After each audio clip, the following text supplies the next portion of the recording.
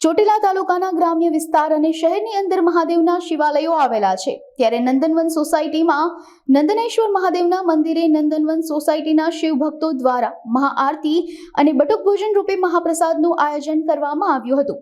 આ મહાઆરતીમાં બહોળી સંખ્યામાં શિવ ભક્તો જોડાયા હતા તેમજ શિવ ભક્તોએ મહાપ્રસાદ અને મહાઆરતીનો લાભ લઈ ધન્યતા અનુભવી હતી।